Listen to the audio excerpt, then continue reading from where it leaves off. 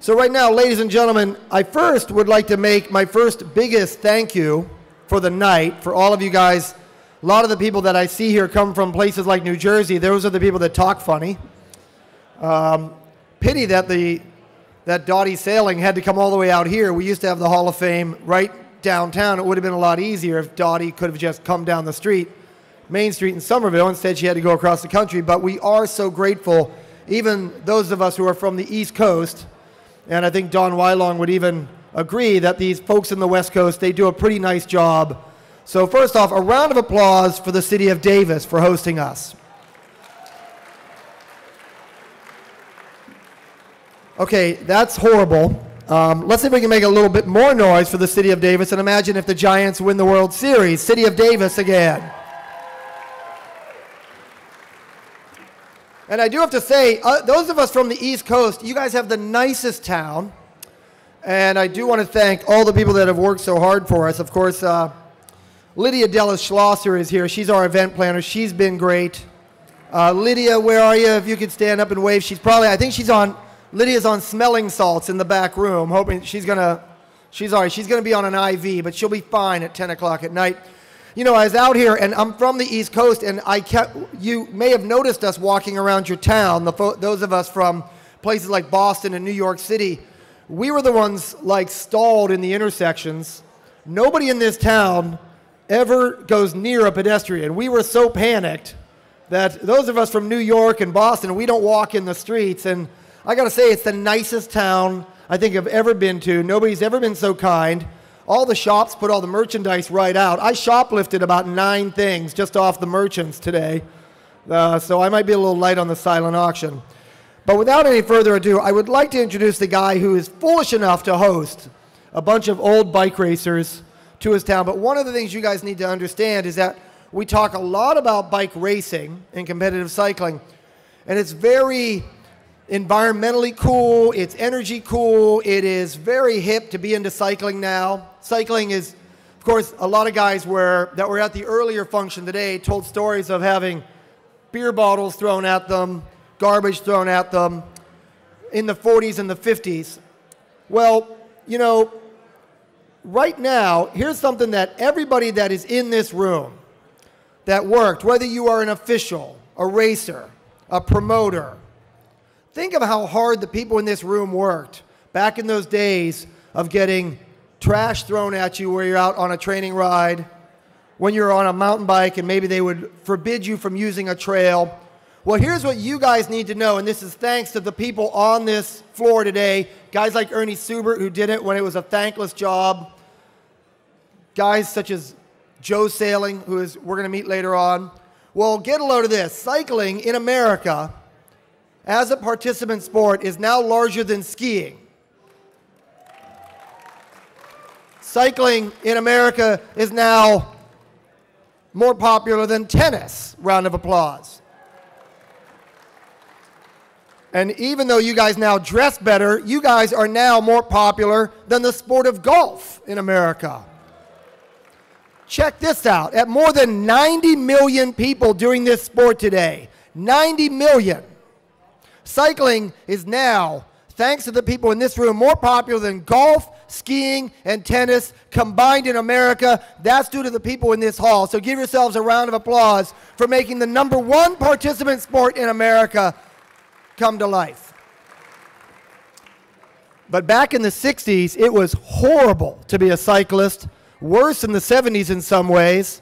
But one little city took a big, bold step. They started building bike lanes, bike paths, before the federal government would give you a dime to do it. And back then, we ridiculed them. We called them hippies. Okay, I was a hippie. I had hair. But I got to tell you, this city of Davis is the leader, maybe one of the #1 cities for cycling, and the mayor continues that. Mr. Don Saylor, come on up here. You are our mayor and our host. Thank you very much for the city of Davis. He will be giving you your welcoming remarks. Well, thank you for those kind words. And by the way, welcome to Davis. Welcome here, everybody. Good evening. You know, I can remember back in the day when we were taking our children to school, and they were kindergartners, and they were gathering together in something we called a bike pool. And there would be one adult with this group, and the adult would say, pretend you're a bus. And then about 15 or 16 little kids on bicycles would ride across town. Well, this is just a grown-up version of that's the way I see it. Tonight, the Davis community is honored once again to host the U.S. Bicycle Hall of Fame induction ceremony and to help recognize the amazing individuals who will be honored tonight. This Hall of Fame was founded in 1986 in Somerville, New Jersey. It relocated to Davis just recently and celebrated the grand opening on April 24th, 2010. Next year will be the 25th anniversary of the Hall of Fame, and with the class of 2010, there will be 128 inductees in this Hall of Fame. We're honored tonight to have a 2002 inductee with us, Mildred Kugler, who's sitting right over here with her daughter, Kathy.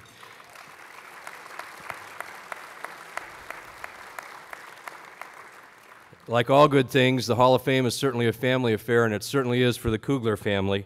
Mildred's father, Fred Pop Kugler, was a legendary cyclist and coach and founder of the Tour of Somerville, America's oldest bicycle race. He was inducted himself into the Hall of Fame in 1987, and it's really very wonderful that Mildred and her family drove out from Tennessee to continue the family tradition of supporting this Hall of Fame.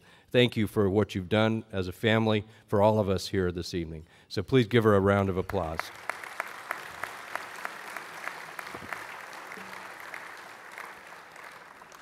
And this is the third time that the induction ceremony has happened here in Davis. We are so happy and proud to have you here again. And what changes we have seen since the induction ceremony just a year ago. The Bicycle Hall of Fame and the Bicycle Museum opened in the city facility at 3rd and B and had our grand opening in April. And the city has dedicated from our community coffers significant resources, and we're committed to the success. Just a few days ago, our Davis Downtown Business Association held a seminar, held a little lunchtime discussion about where the future permanent home of the Hall of Fame would be located. There were about 30 people there, and they were all enthusiastic and engaged. We see this as just a beginning. There's a lot of work to do, and we're excited to be able to do it. Last year, the city hosted for the second time, Stage 2 of the Amgen Tour of California. The Hall of Fame and the California Bicycle Museum merged, and we've been working diligently to bring this first-class bike museum along. You know, this sort of things don't happen. Those bike lanes that were just referred to didn't happen by accident. These things happen because a whole community works together to make it be so. You look around this room tonight, as I do now, and I'm seeing just many, many heroes who have contributed significantly to what we are as a community. I see Dan Kehoe and Brody Hamilton and John Meyer and Bob Bowen and all these folks are just looking around. I'm not going to name you all, but you know that it was all of you together that brought these things to our community. Certainly, we like to thank the Sutter Davis Hospital and all the other businesses and volunteers who have stepped forward to contribute. This is a community event for us, and we're just delighted to have all of you from outside of town be with us here. I hope that while you're here visiting Davis, you were able to participate in the farmers market. I hope that you have a chance to take a bike ride on the bike loop, or that you just walk downtown and see what kind of things we have to offer as a community. I want to share this moment with a couple of other of my colleagues here. Joe Cravosa, our Mayor Pro Tem from the Davis City Council, is sitting right over here. So thank you, Joe, for... I think anybody who knows Joe from around town knows that he often refers to the bike people, and then he says, and I'm one of them. Joe is certainly one of the bike people in Davis. And here's another colleague of ours, Rochelle Swanson, who's a newly elected member of the Davis City Council. And I want to point out that this is not just a Davis community event, but we're here on the campus of the University of California at Davis, and one of their representatives here in the room with us is John Meyer, Vice Chancellor. So John, thank you for all your support for this event and for the Hall of Fame. For those of you who called Davis home already, please go out of your way tonight and over the next few days to make these visitors feel even more and more welcome. Thank you all for visiting Davis, and I hope you all come back real soon. Bye-bye.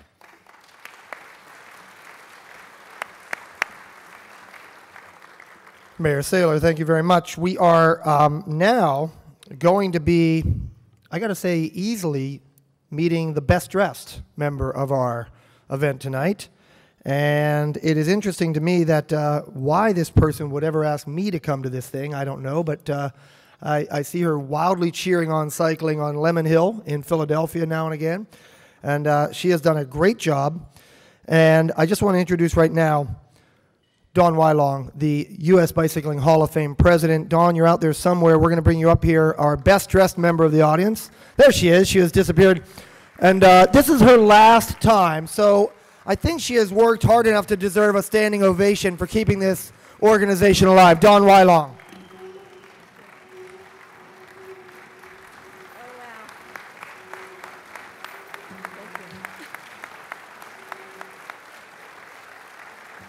Thank you, everybody. Thank you.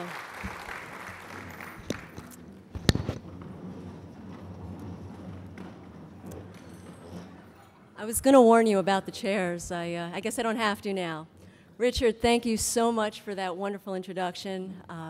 And Don Saylor, I absolutely want to thank you for your tremendous support over the past few years, bringing the Hall of Fame out to Davis, as well as the City of Davis and their support.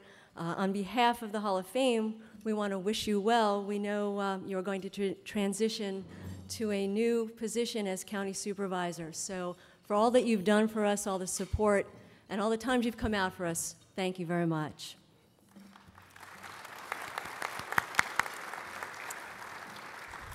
I do want to thank all of you tonight that are here in attendance. There's approximately 300 of you, which is wonderful. I want to thank you. I want to welcome you for being here, as well as the family and the friends of all the inductees that are here this evening as we honor the class of 2010. So congratulations to Gary Ellis, Dottie Sailing, Mike McCarthy, and George Hendy, who is represented here tonight by his niece, June Hale Cook. This past year, our board of directors has grown about 50% in size. We are nationally represented, and we have a wonderful membership on the board now as we merged with the California Bike Museum to have local board members that have done an absolutely fantastic job in getting that building to where it is now, to getting us to our grand opening. So I'd like to recognize those board members, and if we could have the lights up just a little bit. I'm not going to mention by name, but if you could just raise your hands, maybe stand up. If anybody has any issues, complaints, whatever, these are the guys you have to go talk to, all right? Those are the ones you want to see.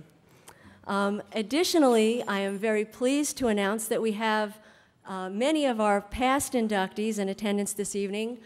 So again, I'm just going to mention a few names, and certainly these are the people you want to seek for some more stories, some more history of cycling and what the Hall of Fame means to them. Tonight we have Ernie Subert, Butch Martin, George Mount, Bob Tetzlaff, Sherry Elliott, Davis Finney, Wayne Stetna, Clayton John, and of course Mildred Kugler, who is here also representing her brother Furman and her dad, Pop Kugler, our first inductee. Additionally, I have to thank our servers for this evening from the UCD cycling team and the Davis Bike Club. Guys, give a wave out there. All right, those are the guys in the really cool cycling caps. If any of the board members are listening out there, I'd like to wage a complaint. I tried to score one of those caps today and was denied. So I don't know who I have to talk to about that, but I just want you to be aware. I also want to welcome and recognize our new executive director, Joe Herget, who we brought on this year. Joe is the best of the best. When we interviewed him, when we worked with him, and in the last 6 months, I absolutely know how successful the Hall of Fame is going to be because of Joe. No pressure, Joe, wherever you are, no pressure. But he is absolutely wonderful. This year, for the first time, although we've had an association with USA Cycling over many years, tonight Steve Johnson, the CEO of the governing body, will recognize 2 of the United States Development Athletes of the Year, Mara Abbott and Taylor Finney. So this is a first that we hope will continue as a tradition for years to come. Before I move on there, Also, tonight and last night we had a president's reception where we get to do a meet and greet with all the inductees. We welcome in all the sponsors. There's an induction event committee that I definitely have to do a shout out for. And I'm just gonna give the first names to help me. We have Joe, Lydia, Stacy, Bob, and Kate, which is the family Bowen, Diane and Matt. That's basically the core team, but certainly, as you could tell, there's many, many volunteers that have given their time to help support this event and this weekend. Additionally, Wendy and Rose, who helped coordinate and support our silent auction.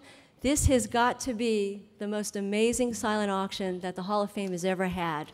I hope you are all going there, checking things out. Make sure you sign your name on one of those boxes, but certainly they have done a phenomenal job with what is present here tonight. And again, this is all part of our fundraising to help support the Hall of Fame. By the way, what do you think? Dress is good? Yeah, Richard mentioned it. It was not easy trying to find a dress that went along with our new logo. Let me tell you, this was not easy. I think I did all right. Okay, this is our third induction here, as Don mentioned. It is our third induction event here in Davis, and so much has happened since 2008. In the last 2 years, I was president, and there has been more change, more development for an organization that's nearly 25 years old, that's now become a startup. We have a new foundation in a wonderful building. It's in a perfect destination location. It's surrounded by an incredibly welcoming community. I'd like to ask all of you to please continue to support the Hall of Fame, contribute, participate in any way you can, and you too can become a part of the success of the Hall of Fame in the city of Davis. Okay, I think what I want to do now is just move on before I get manhandled off the stage. I do want to thank all of our sponsors. They're all listed in your program this evening, but I especially want to thank our presenting sponsor this year. They are a presenting sponsor for a second year, and certainly you'll find out that Sutter Davis Hospital has contributed more to this evening's event than you could possibly know.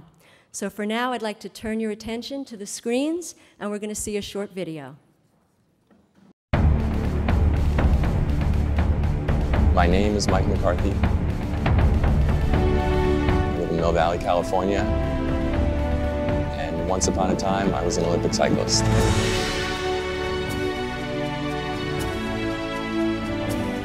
The first sign of real trouble that I noticed was on a training run before the San Francisco Marathon, when my heart rate spiked to about 280 beats a minute. The feeling in the heart itself was actually almost like it was carbonated. I knew that it was definitely going to be important for me to get it fixed in order to maintain my quality of life.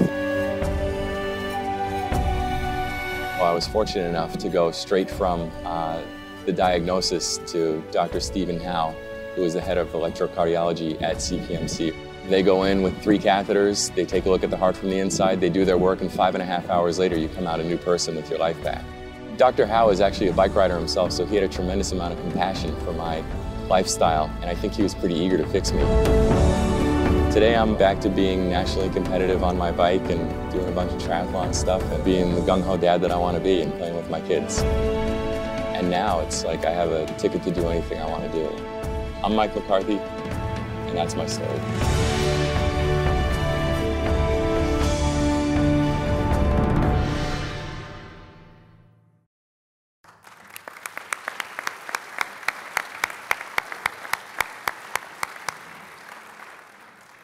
For our presenting sponsor for this evening, Sutter Health, Sutter Davis Hospital, I'd like to introduce Pat Fry, CEO of Sutter, and Janet Wagner from Sutter Davis Hospital. We have a token of appreciation that we'd like to give you for your sponsorship this evening.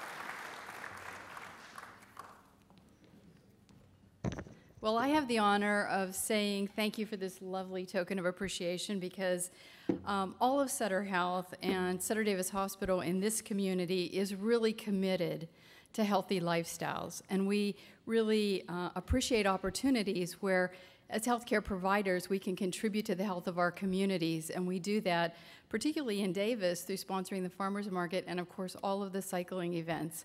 So thank you very much for giving us that opportunity. We love to, as I said, contribute to the health of the community. Cycling certainly is one of the healthiest lifestyles. So thank you.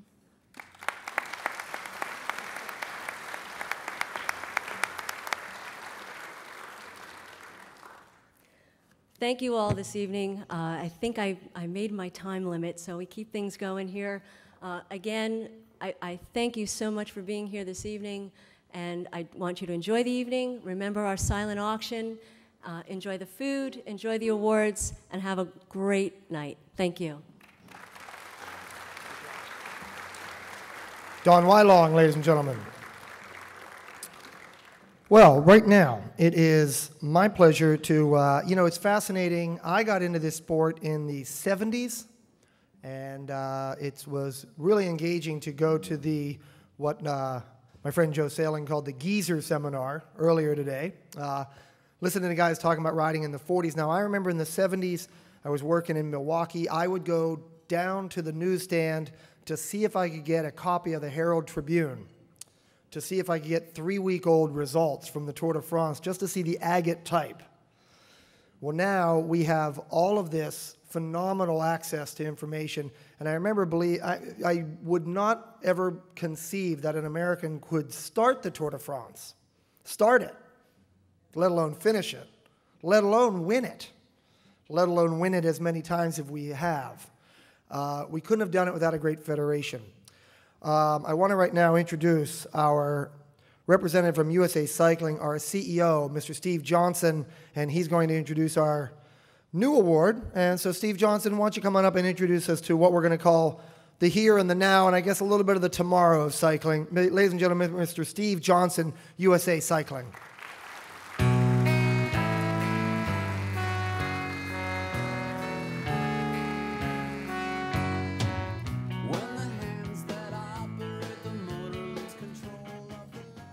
So, Richard, how old were you in 1970? Could you even read? I got to tell a Richard Freeze story before I get started here. Most of you don't know, but Richard was one of the announcers at the Road World Championships this year in Australia. Did a very great job, so hats off to you. However, I think Richard's brain works a little bit like mine, which is once he starts to talk, you're never really sure what's going to come out, right?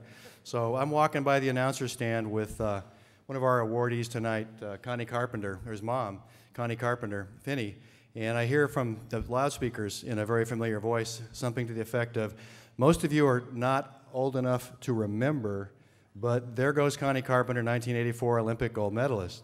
And Connie looked at me and she goes, was that a compliment, or? Anyway, it was great to hear your voice there. You did an awesome job.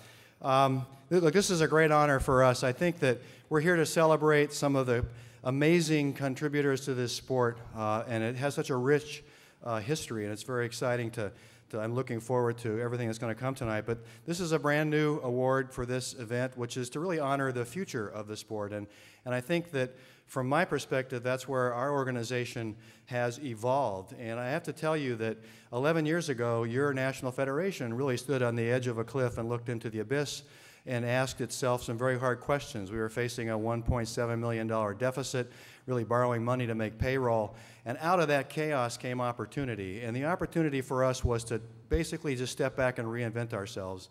And we decided at that point we were going to start ourselves on a course to be the best national governing body in the world of cycling. And we were also going to dedicate ourselves to the growth of cycling in America and to the future sustained competitive excellence of our competitors on the international playing field. And toward that end, we created several new programs. We reinvented the internal structure, the corporate structure of the organization. We developed a foundation that has now raised to date over $13 million, all of which has gone into athlete development. We created resident programs in Europe. We have 3 of them. In 1999, we started a program in Izegem, Belgium, for the men. In 2002, we began a program in Lucca, Italy for the women, and in 2007, we started a program in Freiburg, Germany for the mountain bikers. I'm happy to tell you that in 2010, we had over 150 athletes participate in these programs for over 6,000 rider days on the continent for American athletes. So we no longer have a national team, and we're no longer just the Olympic organization. We are all about professional development. We have national programs. It's America's team, truly. It's not a small, contained unit anymore. And as a result, we have more Americans doing more things and winning at all levels as never before in the history of this country. There are so many names of athletes that you're going to hear about in the very, very near future that are bubbling up through our programs.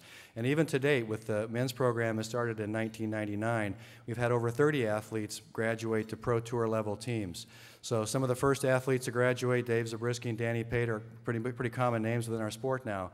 Some of the newest graduates, one of which you'll meet tonight, Taylor Finney, but is also in his same class. You have individuals like Ben King, Andrew Talansky, T.J. Vanguardern, who graduated a year before. All of these kids are on a path to become the next heroes and role models in our sport, which is very much the future of American cycling. So our goal as an organization is to make sure that every athlete has the opportunity to experience their passion and pursue their dreams in the sport. And that's everything from an aspiring young athlete who's working their way up our pipeline. And I know that Laura Sharamita is here with her Team Swift athletes, and that's a classic example. Many of these individuals have had a chance to participate in our European programs. Or it's old geezers like Wayne Stetna out there who still race as masters and love every minute of it. So it's all about our organization being able to make sure that we can provide you with the experience you're looking for in the sport of cycling. We absolutely believe that the relevance of the sport is ultimately determined by the class of the heroes and the role models you have. And so toward that end, we have heavy investments in athletic program, but equally heavy investments in membership programs. Our membership program investment has grown from about $1.7 million to over $4 million. Athletic programs have grown from $1.2 million to over $4 million. We now have over 1,400 member coaches from zero in 1999 when we started the program. We have more than 2,000 officials, and this year we'll hit 70,000 racing members, which is a new high water mark for bicycle racing in America. So the future is bright, and toward that end, I'm very excited to be able to tonight introduce two athletes who absolutely represent, I think, the best of our future. And to do that, I want to first bring up our athletic program director, Jim Miller, who's our vice president of athletics. Jim joined our organization in 2002 as the director of women's programming and has now moved up through the ranks and has been really the cornerstone of a lot of our athletic program developments. And I think that for those of you who've been around a while, watch out. You know that our organization was probably best characterized by high turnover. Anybody out there agree with me? I know some folks have been part of this for a long time. I'm happy to tell you that our average tenure now at USA Cycling is over 7 years. So we believe in investing in people, we believe in sustainable programs, and we believe in evolution of our programs, and we believe in a commitment to the employees and to retained equity in our staff. So we're very excited, I think, for the future, and I commit to you that we will be here to guarantee that there is a future for the sport and we have future heroes and role models that we can all be awarding and congratulating in the decades to come. So Jim Miller, if you'd please come up. I think he's going to start with a word from Mara Abbott and tell some Mara Abbott stories, because I know there's lots of them.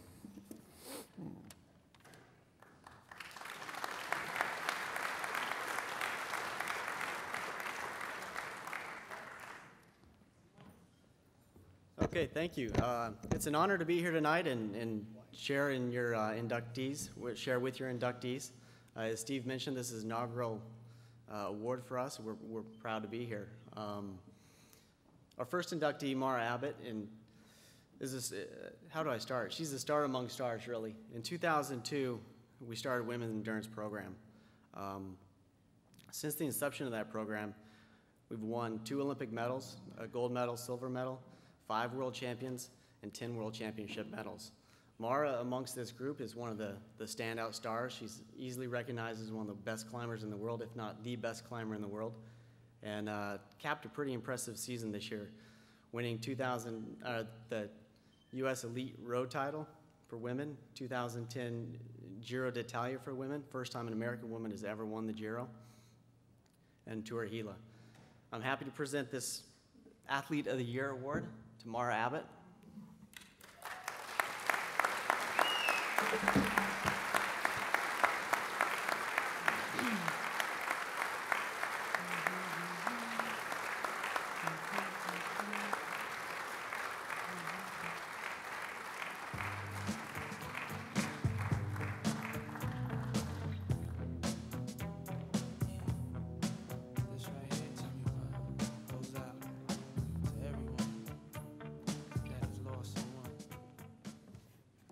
It's really special for me this year to be able to be honored here by USA Cycling.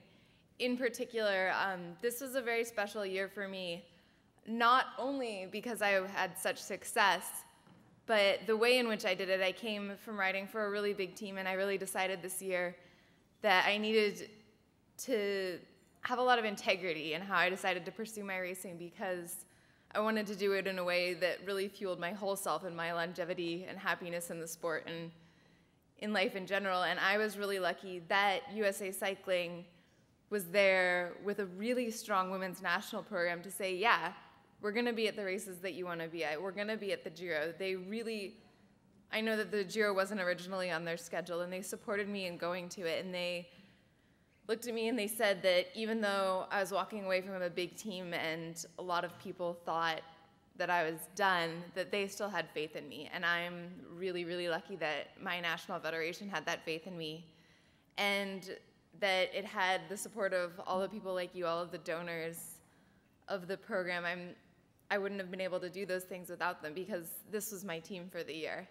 And so it's really special to be able to celebrate that year with all of you. So thank you very much.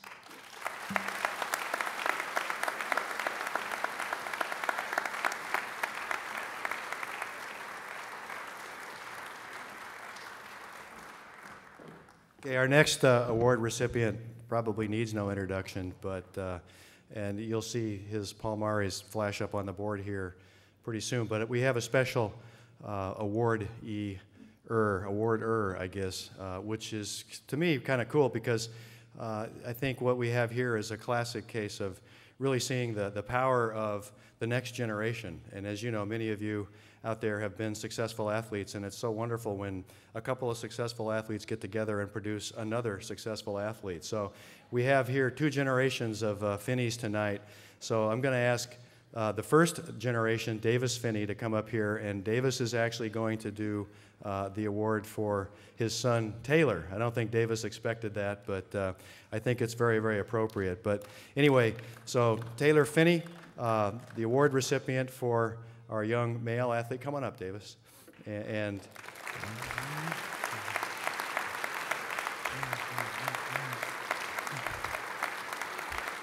as you know, Davis is himself a Hall of Fame inductee, and I know Davis loves to talk and probably has at least a couple of comments about his son. Steve. Well, so I'm sitting down there, and Steve's talking, and Steve McCauley leans to me and says, "Are you giving this award?" And I go, "Oh, no, I don't think so. I haven't heard anything about it." So the fact that I'm very well prepared, well, no. But anyway, I will wing it, and I am very, very pleased to give this award to my son, Taylor. Does the family proud, prouder than we can even describe, really. And, you know, he's got quite a list of results. I think Taylor has won 5 world championship titles in his 5 years of racing. Yeah. Because he won 2 this year. So anyway, he's a phenom. And but thinking about it, actually, I should just tell one brief story, and that's about Taylor when he was 6 years old. And there's a ride in Colorado called the Ride the Rockies, and it's just a general tour that goes. Well, it's a pretty extensive tour. It's about 500 miles.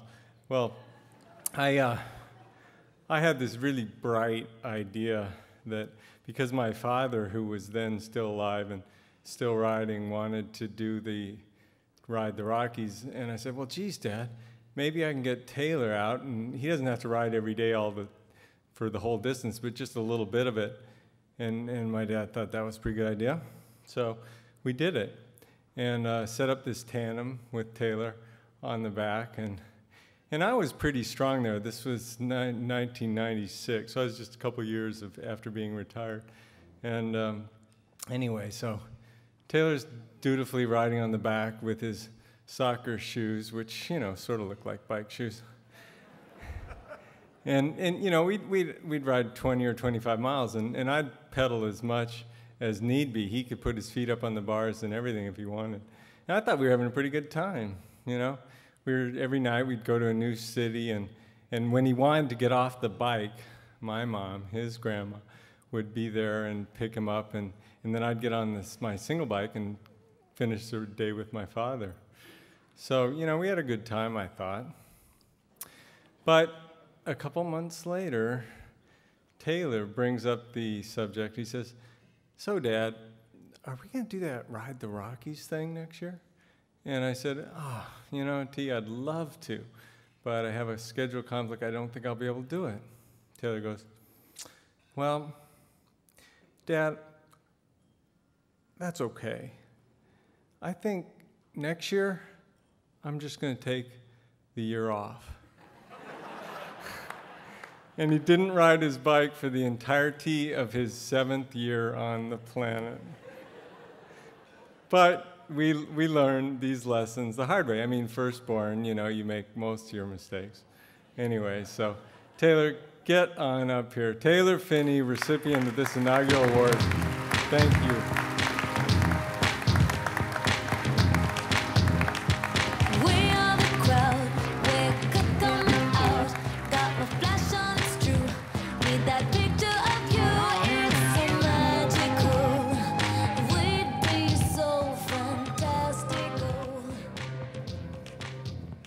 You gotta stay up here, Dad. Oh, okay. I was just thinking, earlier I was trying to think of what I was gonna say up here, and I was remembering my first international race that I went to, which was the Tour of the Bahamas in 2007. Huge race. 2 days, I'll move this. 2 days, 3 stages, pretty grueling. There's a lot of mountains in the Bahamas. And I remember flying to Miami. We went Denver, Miami to Nassau, I think. And I remember landing in Miami, and I had like 6 missed calls on my phone from you. And I'm just, this is not good. So I dial my voicemail. You have 6 new voicemails. Taylor, you forgot your shoes. My cycling shoes. So, needless to say, it all worked out. I ended up not winning the race, not even finishing the race. But that was my first race with USA Cycling. And I'd like to think that we came a long way since 2007, February of 2007 in the Bahamas.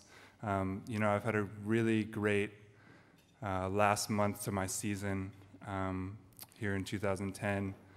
I won the World Championships in Australia on the road for the time trial in the under 23 category, and also the national time trial title, beating Levi Leipheimer, who is a USA Cycling legend, by just 0.14 of a second. So I was trying to keep it exciting for everybody, but that was.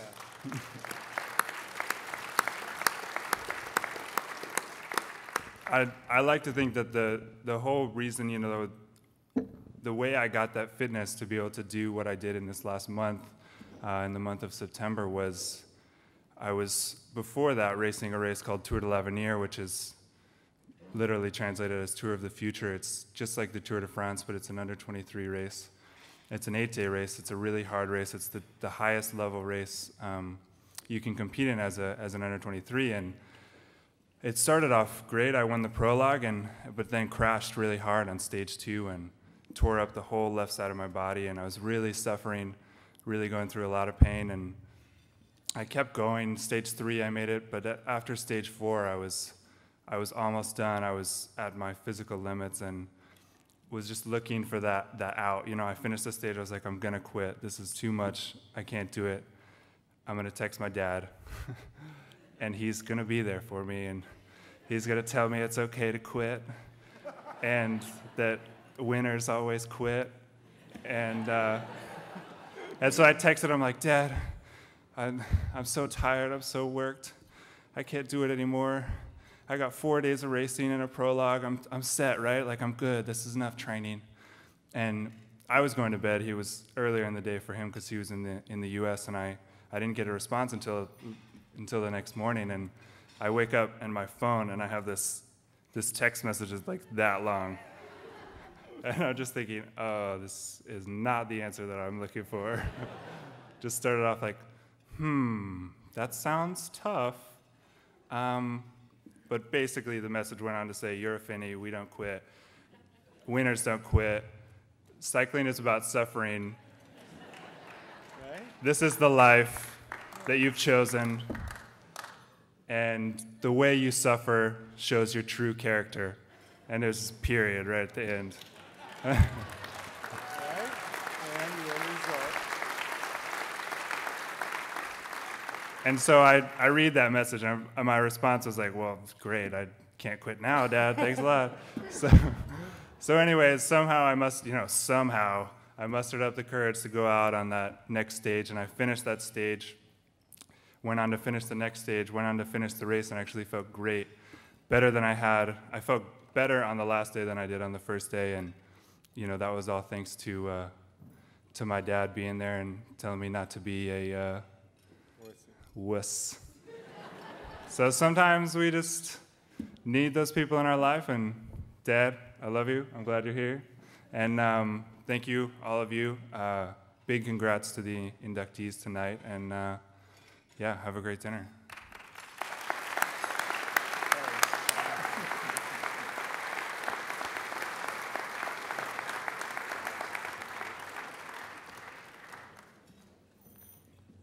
And it should be noted that Taylor was also third in the Under 23 Road World Championships, and it was amazing. I was in this Tissot timing booth because I was fortunate to be in Melbourne, Steve Johnson said, and it really was amazing. There was 13 people in that booth. It's a closed booth. It's got the Tissot timing and all these monitors and dials and watches and cameras, and it really impressed me because it came down to an exact tie for third place. They were timed down to the millionth of a second, and all that made me realize was, how the hell did Dottie Sailing manage to do the entire New Jersey State Time Trial Championships with a folding chair, a bullhorn, and a whistle, and got everybody's results out on time? So, and again, all you people that have served as officials, you would have been blown away, but you also would have been very proud of Taylor in that third place, an amazing finish to tie for third. So, I think he hates that word, tying for third. So, so we have to move on. We're going to move on now to our acceptance speech, and we're going to get underway with our first inductee. Tonight's first inductee, ladies and gentlemen, is Gary Ellis. The power, the lumberjack, doing it to you out in front, pulling away from everybody else. This is a great start. Take a look at Gary Ellis. Gary Ellis discovered what he was born to do on Christmas morning 1974 when the 7-year-old stepped over his new Schwinn Stingray and pedaled down the street of his Tacoma, Washington neighborhood. By age 11, Gary had grown his skills and confidence enough to enter his first race.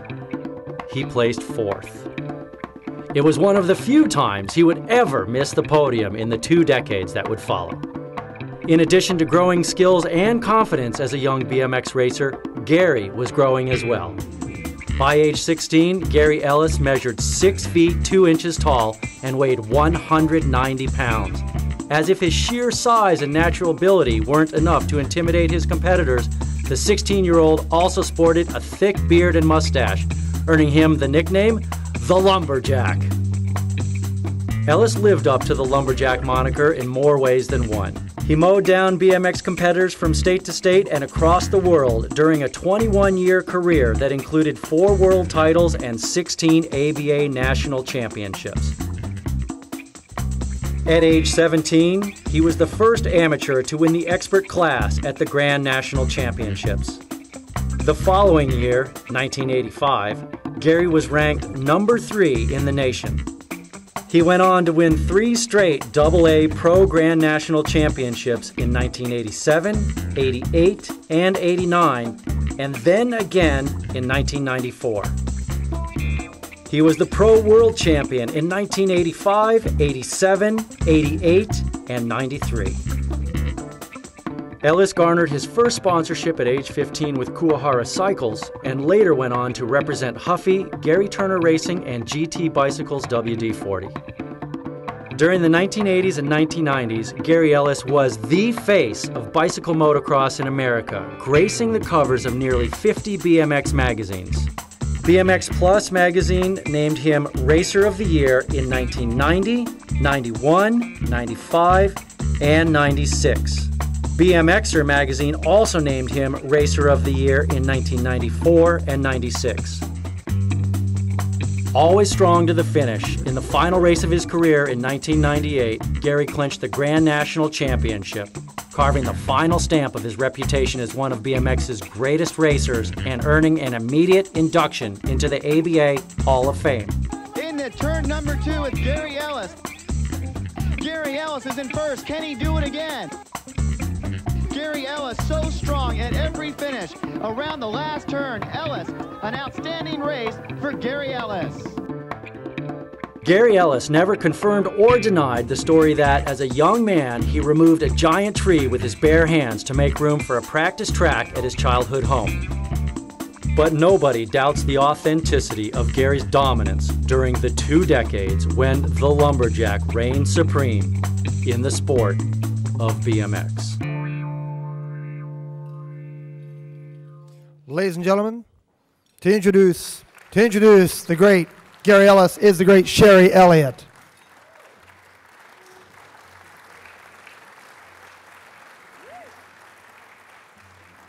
All right. Gary Sugar, where are you, hon? You're right. There you are. Gary Ellis, the legendary lumberjack Gary Ellis. Now, I have a BMX background, so I'm sitting up here going, because I'm introducing him. It's really exciting. He has one of the most legendary careers in the history of BMX, and mainly for 2 reasons. Number 1, obviously, he's one of the most winningest BMXers in the history of BMX. But number 2, he was also one of the most well-loved, and that's what I'm going to touch on right now. I mean, the industry loved him. The fans loved him. The ladies loved him. Oh, yeah. I mean, he had fans across the spectrum. In fact, I was privileged enough in 1989, the ABA Grand Nationals. He was going for his very first ABA #1 Pro. And I just happened to be at that race and witness that legendary love that the fans have for him. And let me kind of set the stage. It's kind of fun. So there he is. He's on the starting gate, right? And the stadium is just electrified for him. I mean, they're all looking at him. They're all screaming his name. And, you know, the pressure cooker's on. He's getting ready to go for his first title. And over here on my right is like this small sea of women and girls. And they're going, Gary, Gary, we love you. Go, Gary, you could do it. We know you could do it. A couple of them, they've got like these T-shirts with lumberjack on it. I mean, it is adorable. I mean, you know, it was awesome. So he's on the gate drops, he goes, he's getting out in front, the stadium is going wild, and these lumberjack ladies, they're jumping up and down, screaming his name, and there was this one girl, she had a hold of my arm, and she's jumping, and she's going, go Gary, she's jumping, and then suddenly, she faints. Gary Ellis makes one of his fans faint, and she's down there now. She's not totally knocked out or anything. She's just kind of rolling around, a little stargaze. Gary, I love you. And so here's my kind of dual psychotic moment, trying to watch Gary make history and take care of one of his fans. I'm going, go, Gary, go, Gary. How you doing, hun? You doing okay? You all right down there? Go, Gary. You need some water? How about some water? Go, Gary. And he crosses the finish line. He gets the National One title. The stadium is in pandemonium. The lumberjack ladies, they are just screaming. They're hugging, high-fiving. She's coming too. And it was just one of those amazing things I have ever seen.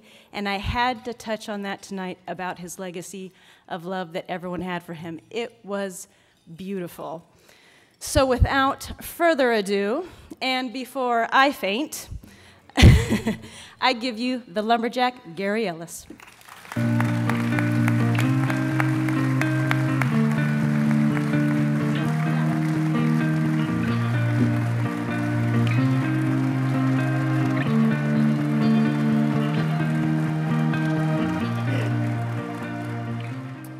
Well, I wasn't going to be emotional tonight, but I'm having a hard time here. I want to thank Sherry. We've known each other for many, many years, and I'm honored that she was to come up here and say some words for me, and I appreciate it. I want to thank the U.S. Bicycling Hall of Fame, its associates, its members. This is a wonderful thing, and I want to say I appreciate the recognition that BMX has been given. It's a relatively new sport in the realm of cycling, and I appreciate the recognition. I want to thank Joe Hergert for making mine and my family's trip down here go off without a hitch. It's been a wonderful experience here in Davis, and we appreciate that.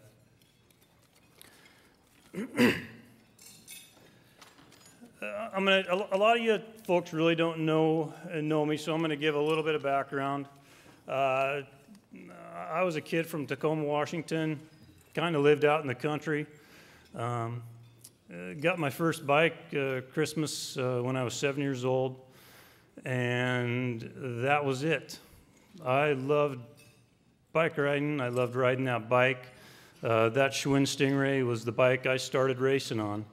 And there's a funny story because my dad, I spent part of my childhood spending time on the rivers fishing with my dad, who was a river fisherman, and I'm betting that he wished I was loved fishing like he did, but I was the son that would be riding my bike around, and he'd holler my name, and I'd come over and land the big steelhead, and then I'd say thanks, Dad, and hand the fish back to him and hop back on my bike like it was nothing.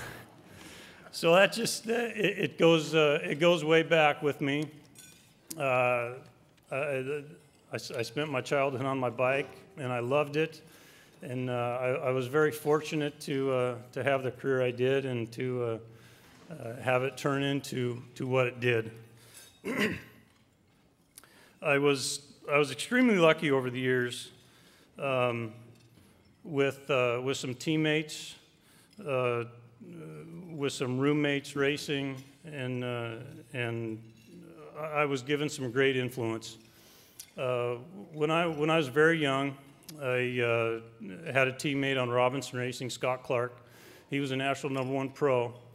I was a very influential 14-year-old kid, loved BMX, doing whatever we could do to race, and I had I was affiliated with a team with a #1 pro who was extremely kind to me and was very forthright with plenty of information, along with other teammates along the way.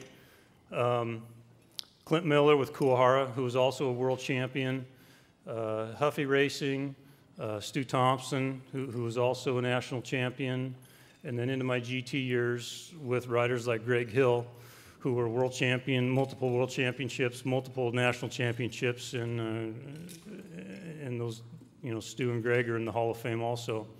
I was just very, very fortunate along my trail to have these riders friends with them, roommates out on the racing scene, and great influence. They were very upstanding people, and I really appreciate those guys for helping me out.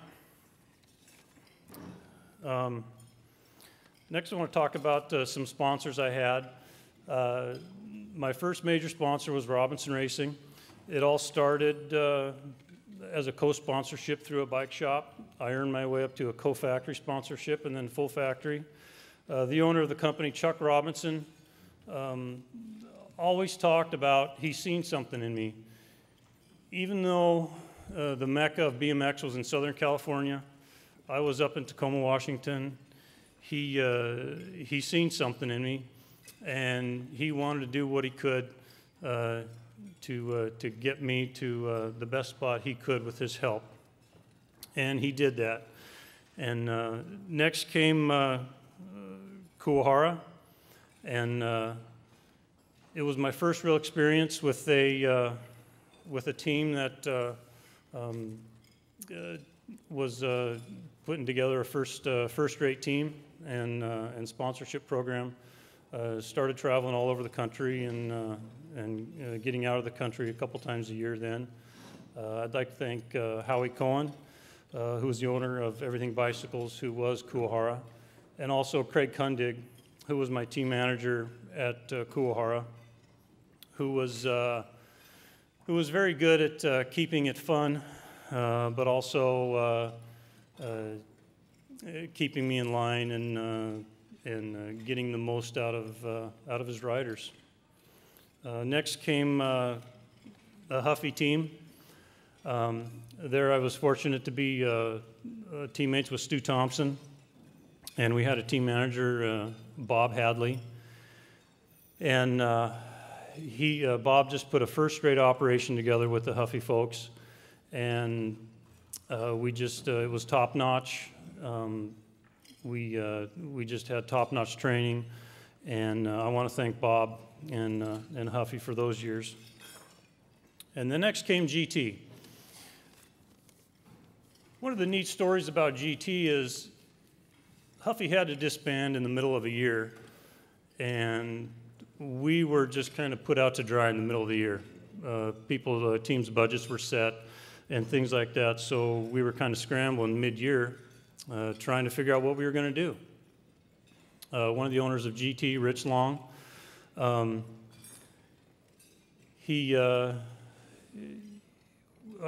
we talked to him. I say we because my dad was always involved in my racing, and he said he'd give me an opportunity. And they had a top-notch pro in Tommy Brackens, and he said, I'll give you an opportunity, and you can do with it what you will. Prove yourself, and we'll go from there. I took the opportunity. It was one of the best teams out there. Honestly, wasn't getting paid much that first year, but obviously proved myself because I ended up being with GT for 12 years and finished out my career with GT. And I just really want to thank those GT folks and those GT years. It was 12 years of my life. It was a big chunk of my racing career. Rich Long passed away, and things were never the same after that. And he was a real mentor. He was a real motivator, and he knew how to get the best out of all of his people. And I appreciate that time with GT. Next, I'd like to thank the sanctions. I'd like to thank the ABA, the American Bicycle Association. I'd like to thank Clayton John and Bernie Anderson, who are both in the hall. And also like to thank the NBL, the National Bicycle League, and Bob Tedesco. They gave me the avenue to do what I love to do and to excel and to succeed. And I thank those guys. They had top-notch programs. And next, I'd like to thank USA Cycling. They've partnered up with the ABA recently, in recent years, and I feel it's a good step in taking BMX into the future.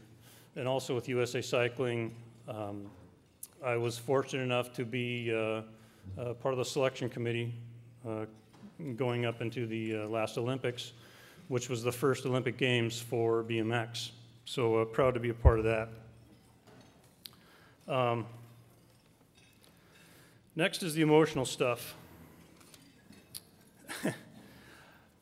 I'd like to thank my parents. They did it all for me.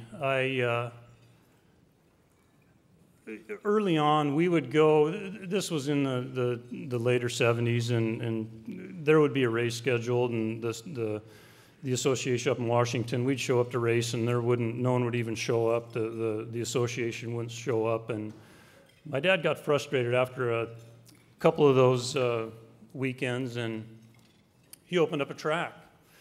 And my dad is actually in the American Bicycle Association Hall of Fame for being one of the longest standing track operators. And my parents, it turned into a family affair. My mom ran the concession stand, my dad would run races. He partnered up with one of my best friends growing up. They ran races, and they did this for almost 20 years. And so it turned into a real family affair. 100% support. It just, I can't say enough about my parents and their effort and what they sacrificed to help get me to where I got. Next is my wife, Sharon.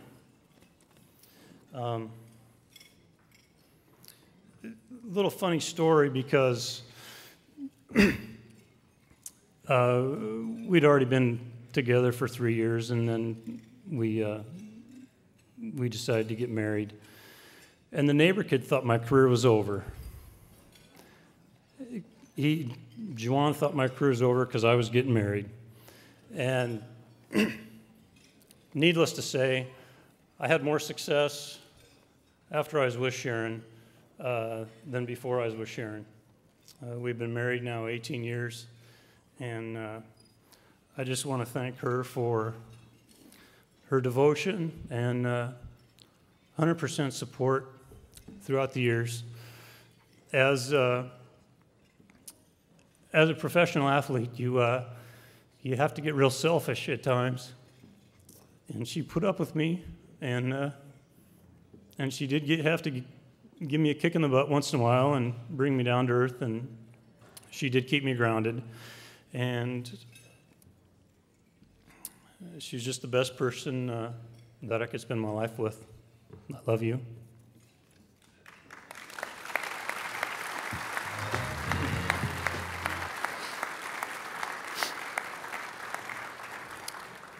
Next are our kids, Mary 13 now and Claire 10. One of the best things that's come out of me being inducted into the Hall of Fame is the girls get to be a part of it. They don't know their dad as a BMX racer or as a racer. And we started digging through memorabilia and things like that, and they were real surprised. And there was more to Dad than they really knew. They understood that I raced bicycles, and it was something I did in the past. But one of the greatest things that came out of this is they get to see their dad as a racer for a little bit, and I thank you for that.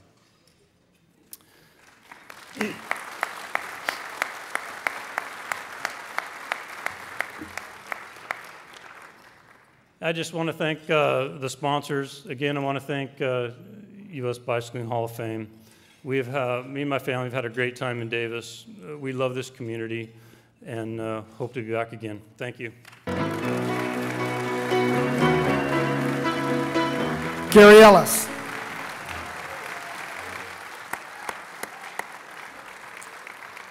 The Ellis family should meet the Finnish family, should meet the sailing family. So we're going to keep right on moving here. I love the comments about spouses. I loved earlier in the day because I loved how Ernie Subert, midway through his talk earlier during the Geezer seminar, said, and somewhere in there I recall getting married. So I was just glad his wife wasn't there when he heard that. So, well, let's keep right on going. We're going to go to our second inductee. I've mentioned her a few times. Ladies and gentlemen, our second inductee is Dottie Sailing.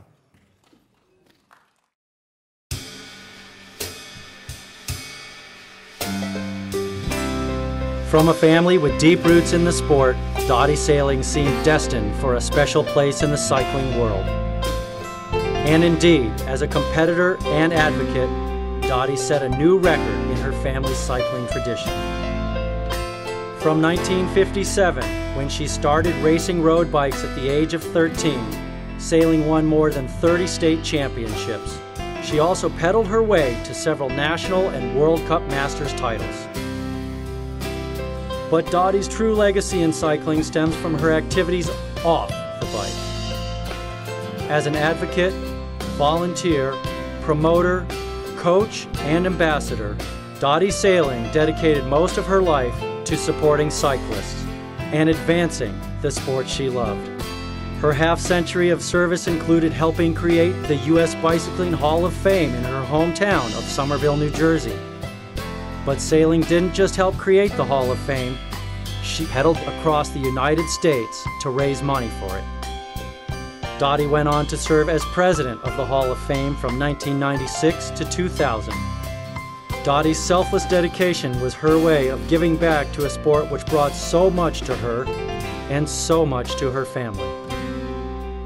Cycling brought her father to the 1946 Olympic trials and even brought a future husband to Dottie when in 1958, Joe Sailing returned from a training ride with Dottie's brother. In 1978, Sailing began a 15-year tenure on the U.S. Cycling Federation's board of directors, during which time she became the Federation's first female vice president. As chair of the Federation's International Competition Committee and National Championship Committee, Dottie helped chart the course of American cycling. As a licensed coach, Dottie also helped shape the careers of countless cyclists and led U.S. cycling teams to international competitions in France and Japan.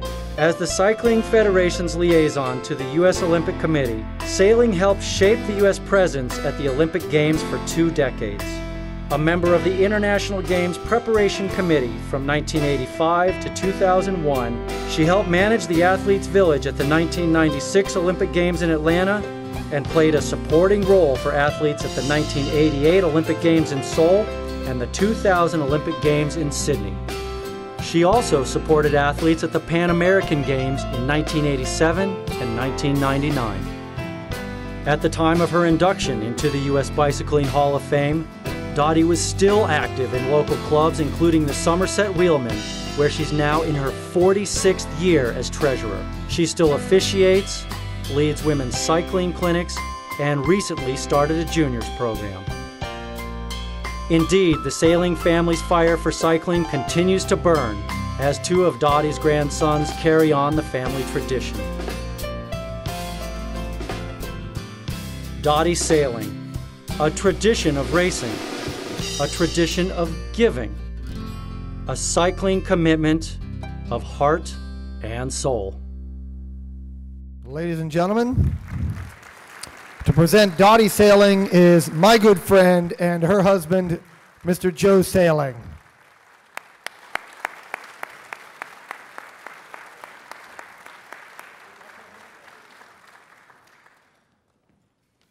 Thank you very much, Richard. And I would be remiss if I didn't ask for another round of applause for Mr. Richard Fries, the premier cycling announcer in the United States today. We've had the opportunity to work together on more than one occasion. It's always been great fun for me, and hopefully the same for the spectators and the bike riders. We have a two different styles that kind of work together, and it's great fun. Those of you who have seen Richard announce a race and you know his style and so forth, don't be surprised if he jumps off the judges' stand here with a handheld mic and calls the action from the finishing straight down here. He's known to do that. Well, as you saw in the, the video, over 50 years ago, I trained with a couple of guys from Flemington, New Jersey, Bob Yard Sr. and Bob Yard Jr. One day, I was fortunate enough to get introduced to their daughter, sister, Dottie, who was a bike rider as well, and that's the most important introduction that's ever been made to me in my entire life. Back in August, we celebrated 48 years of marriage. We're going to give it another year or so just to make sure that it works. And I will point out that back there, when we got married, there was a town clerk in Seaside Park, New Jersey, named Mr. Hofnagel, who when he here, let's hear it for Seaside Park, New Jersey. He gave us the marriage certificate, and he gave us a little bit of advice that we have followed for these 48 years, and it's really worked perfectly. He said, well, kiddies, don't get run over. And we're in good shape. Now, when Dottie gets involved in something, and I'm quite sure that you probably got that from the video, I'm sure that the program for this evening will tell you the same thing. When she gets involved in something and takes up a cause, she attacks it with a passion. And she spent years on the board of the U.S. Cycling Federation, now USA Cycling, also years as a member of the U.S. Olympic Committee. And all during those years, she secured a college education and a master's degree. She raised her 3 kids, Amy, Beth, and myself. She made sure that our finances were always in order. And she did this all while holding down a full-time job as a nurse. And it's just absolutely incredible. So I speak for our whole family, our daughters, Amy and Beth, who are both here this evening, our sons-in-law, Mike and Rick, our grandsons, Jacob, Dag, who's with us this evening, Noah, and Ian, our hockey player. How extremely proud we are of Dottie, our wife, our friend, our grandmom, our mom, and our mom. So I present to you for induction into the U.S. Bicycling Hall of Fame, the love of my life, Dottie Sailing.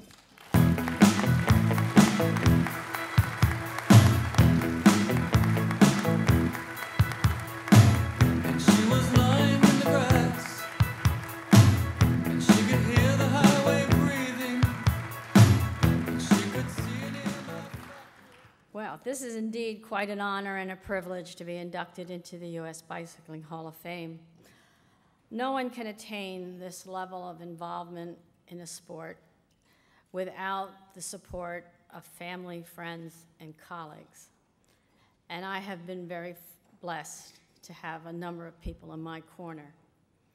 First, I thank my mom. She taught me how to ride a bike, and she had the patience of a saint.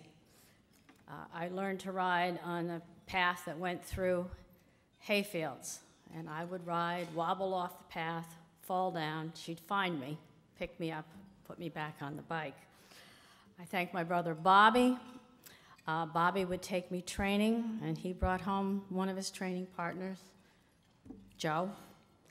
Joe became my partner, and we spent a lot of time together, 48 years, as he's mentioned, and it seems like yesterday. And Joe encouraged me to become involved with then the governing body was the Amateur Bicycling of America. And he provided me the freedom to work on committees and to accept other appointments and travel opportunities. And he was also the cook. And our girls fondly referred to him as the crock-pot specialist. Joe Haggart had asked me to put together a timeline of my participation in cycling and other activities. And they included competing, officiating, promoting, coaching, and administration as well as my time on the Olympic Committee. And as I began to write things down, I recall the meetings, the late nights working on programs, the conference calls, and the travel. The 80s and the 90s were very busy times. I served on the board of directors of the Cycling Federation for 15 years. During that time, I chaired the National Championship Committee and the International Competition Committee. I was the first woman vice president, and I was a member of the board of trustees of this organization. I served 16 years with the U.S. Olympic Committee on their International Games Preparation Committee and chaired the team selection subcommittee for 14 of those years. And as Joe said, I worked full-time and earned a master's degree, and needless to say, our girls became very independent. I taught them how to do their own laundry when they were 8 and 10 years old. I had many mentors over the years, and I would like to recognize a few of those people. I would be remiss if I didn't mention my Girl Scout leaders, Mrs. Williams and Miss Hand. Miss Hand was also my gym teacher for 6 years. These women really pushed me. They gave me confidence that I could succeed. Pop Kugler, he started me officiating and promoting. He taught me how to dot the I's and cross the T's when organizing an event. He was a very generous man and a father figure. When I was first elected to the board of directors in 1978, Mary Cappy, Nancy Nyman, and I were the only women and 27 men. And some of them were cigar-smoking individuals that you didn't want to sit next to in a board meeting. Nancy showed me the ropes on how to deal with the good old boys. When she had a comment and wasn't recognized by the chair, she would just stand up, say, "Gentlemen," and she'd express herself. Mike Walden was chairman of the Board of Control. Now, if that's not a power-packed title, I don't know what is. And I was initially intimidated by Mike, but I learned that he was a warm, friendly person and willing to share his knowledge. When I was appointed to chair the National Championship Committee, I had some doubts as to whether I could do the job. Mike told me even a turtle doesn't get anywhere without sticking its neck out, and he would be there to help me if I needed it. Mike Frazee introduced me to the international aspects of the sport, and I was appointed to chair the International Competition Committee. At the time, Eddie B. was hired as the national coach. Now, there was a challenge. Eddie and I worked on programs and budgets. He taught me the art of debate and the polka. Ernie Subert helped me by resigning his post as the Federation's representative to the Olympic Committee. The board selected me as his replacement. This appointment opened the door for many wonderful experiences.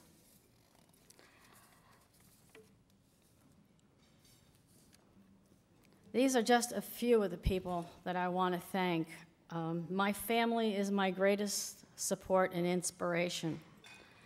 I continue to officiate, organize events, coach, ride, and work on programs with my club, the Somerset Wheelmen. I have come full circle. Joe and I have 4 grandsons. They are all involved in sport. Ian plays ice hockey and baseball. Jacob plays soccer, and Dag and Noah race their bikes. Noah is also a soccer player. Dag accompanied me on my second cross-country ride in 2005, and at the age of 10, he rode 1,000 miles. Jacob and Noah did a portion of that trip, while Ian kept watch from the RV. Noah and Dag represent the fourth generation of competitive cyclists and are my best contribution to the sport. I have thoroughly enjoyed being involved with cycling and other sports activities. And there are three guys that I need to mention that helped me have fun, even when the chips were down, and to continue to help the sport and new riders. They are Mike Walden, Jim Smith, and Claire Young. Claire died a couple weeks ago, just a few days shy of his 93rd birthday. And in respect to Claire and his partners in fun and sport, may we have a few seconds of silence? And one other thing before I go, is Joe Herget here? If he would come up, please. I have something for the Hall of Fame. It's a 1901 National Cycling Association rule book. As you can see, the sport must have been really simple then. It's 39 pages, which includes the Constitution and bylaws. Now, this belongs in the museum, not in my file cabinet. So may I give that to you? Thank you very much. Congratulations. Thank you.